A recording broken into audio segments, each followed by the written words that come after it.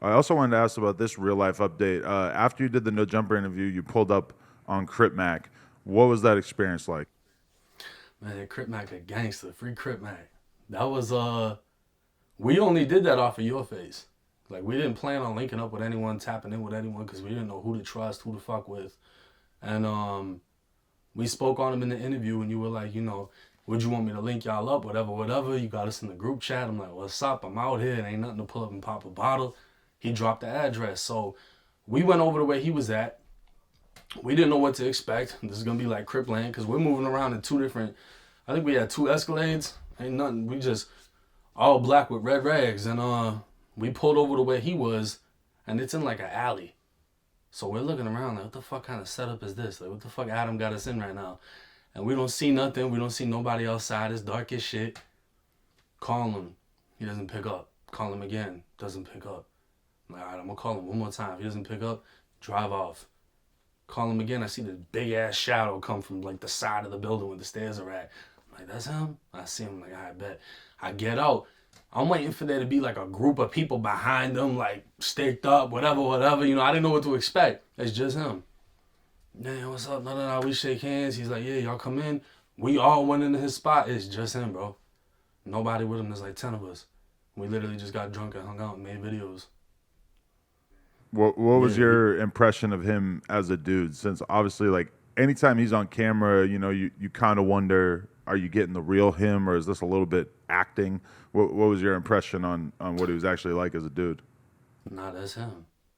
That ain't no faking. That's literally him. But I mean, for me, it's like I done been in the streets. I done been to prison. So I done met people that I feel like aren't 100% there mentally.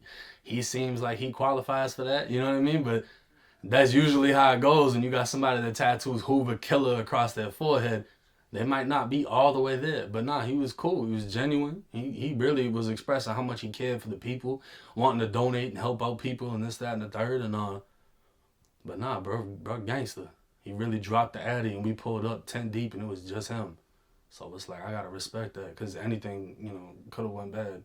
So he got locked up again after that, and now he's allegedly getting into. Allegedly, he finally got the fade that a lot of people had been requesting in the YouTube comments with Jap5, who in terms of gang shit, that's basically his mortal enemy, and in terms of Yeah. LA shit, him being a poppin' rapper, that's a high profile fade that because it happened behind bars, we're never gonna get to see video of it, and we're just gonna hear rumors about it forever. How do you feel about that? And it felt like at one point Jap5 was going hard to try to correct the rumor because Lupe said that after they fought, they shook hands and it was all good. And then Jap5 wanted to make it clear that he was not. I think he acknowledged that they shook hands, but he was not on some chill, let's hang out shit afterwards. Yeah. I mean, I've actually listened to Jap5 music, and he got some shit. So I feel like if he was out right now, he'd be taking off. But I'm kind of glad it went how it went. Unfortunately, they both locked up, but I think that when things happen behind closed doors, it's more respect and it adds to the legend of what really went down. Because, in another example, AD and China Mac, shout out to both of them. They linked up, handled their business off camera. Nobody knows how it went, but it's a lot of respect for how they handled that. So with Crip Mac and Jab5, if they really shook hands after, that's gangster. And that's usually how it goes, because once you're locked up, it's a different type of time. A lot of places you go to, beefing is different because it's like, all right, are we really into it? Because, there's some spots there's no fighting. You just got to stab. So it's like, is it worth killing you over? Or is it something we can just squash with hands, whatever? If they fought and they shook hands, that's what's up. But I don't expect them to be friends or even with the politics behind that. He got Hoover Kill on his fucking forehead. Like, how would that look? You know what I mean? But if they handled that, respect to them. If you were locked up and there was somebody that you had a fade with and they had something like, Blood Killer or 1090 Jake Killer tattooed on their forehead, would you be able to be cool with them at a certain point? Obviously, probably not the 1090 Jake Killer, but the like, if they specifically had something on their face disrespecting what you stand for, is that just going to permanently taint any chance of you ever being friendly at all? Well, I don't want to speak on the hypotheticals of what I would do now because of the fact that it's like people will try to use that against you at a future time. But That's a good point. when I was locked up, I only fought 7 times when I was in prison. I was I was on a lot of like cutting shit, poking shit up. So I would imagine if it was back then and I seen that, I'd probably just pop their ass. It wouldn't even be a fight. You know what I mean? It depends on where you're at though, because some places are just violent to the extreme, and some places, you just punch that shit off of their face, and it is what it is. Right. Got you. Okay. How much censorship do you have to do of your own content on YouTube? Like at this point, like, because I noticed that you've resorted to writing like drilled instead of killed in some titles. What's the state of how much you have to deal with that? Because I hear Swamp Stories complaining about it. I hear some of these other hood channels having to be way more careful these days. What's the state of censorship on YouTube?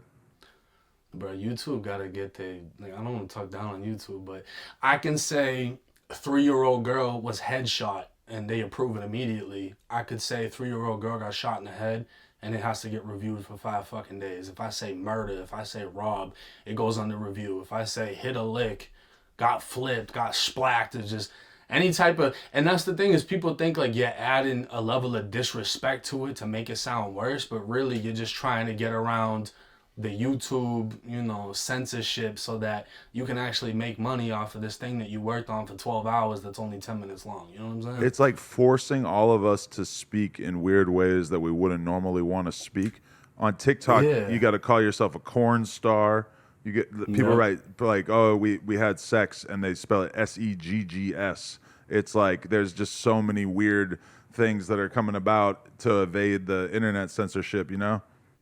Yeah, so you got to find your little ways around certain things. Like I even know there's certain type of video topics I can't even talk about. You know what I'm saying? So it's like you get into because a lot of people try to talk, oh, what about this sex case and what about this, bro? Anything like that I've put up, they just either take it down or just it's automatically you can't even really say nothing about it. So I just completely avoid it.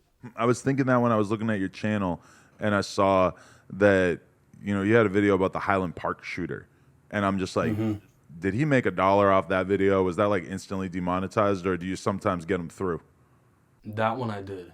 That one was monetized, but a lot of the mass shooting ones, especially if you put mass shooter in the title, it's over with. You notice weird stuff too, like Swamp Stories. You could tell that he probably got demonetized a bunch of times for saying so and so got shot in the head and bled out and died. So he just starts to say, "Bam," and then he puts R.I.P. so and so on the screen, and it ends up being this weird sort of like goofy theatrical version of expressing somebody losing their life in order to evade the censors. Yeah, and I mean, I've done stories on certain people, and then people have hit me up like, "Oh, you said this and that. When we see you, we're gonna do." I mean, all right, fuck it. I'm not gonna explain it to you, but now that we're talking about it, literally the only reason I had to word it like that was so that it could go through for YouTube. So I mean, it is what it is. Right, definitely.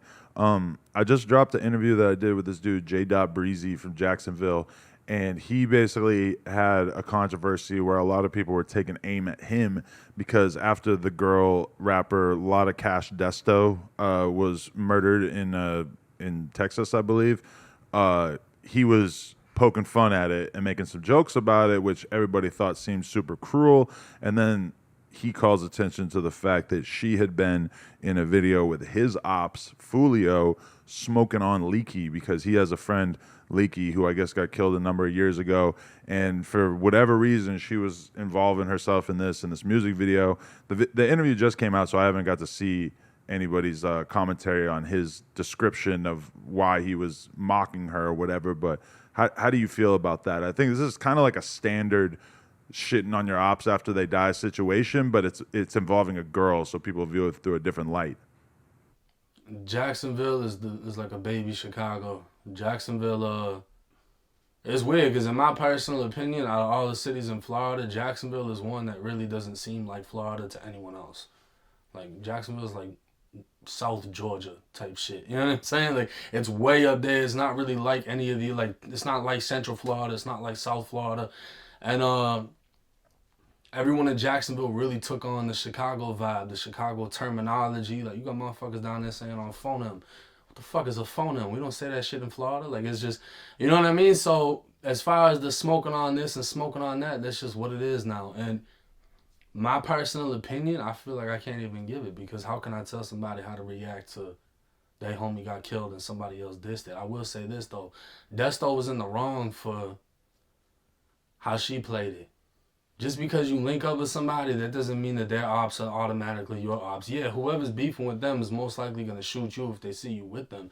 But that doesn't mean you have to go the extra mile of dissing their dead ops and all this other shit. And it came back to it. But the only thing I will say about bro from Jacksonville is he did go on Instagram and clean it up after and explain why he said what he said and, you know, whatever.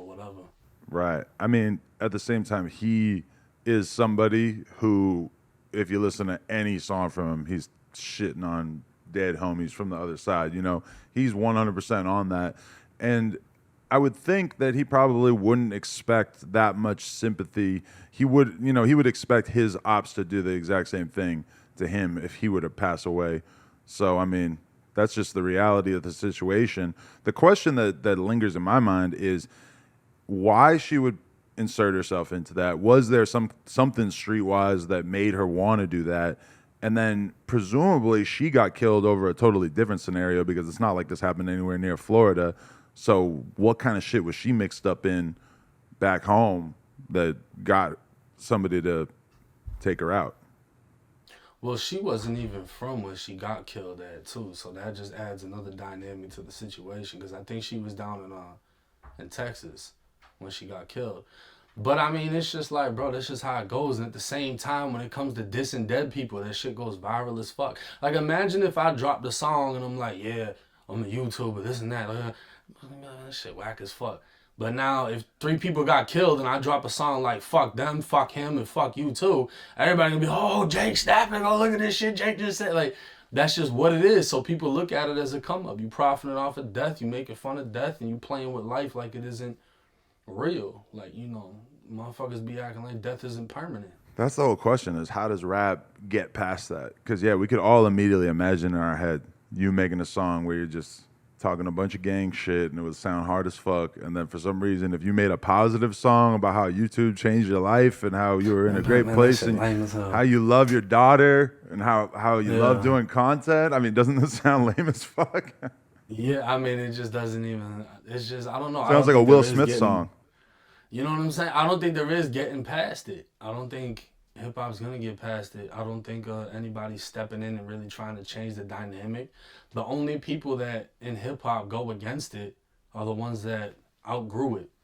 And they only outgrew it because they became so successful they don't have to do it anymore. You know what I mean? Like, almost everyone that's criticized what rappers are doing now was doing it 20 years ago. If they're broke, they're probably still doing it. But if they're rich as fuck and they're not even tapped in with that lifestyle anymore, then they just, oh yeah, no, you shouldn't do that stuff, da da da da. Not everybody get rich. Everybody's trying to get rich first, so they don't really give a fuck until that point. Right. This 1090J clip is from a Patreon exclusive interview that we did, so you can go check it out by supporting us at patreon.com/nojumper or onlyfans.com/nojumper.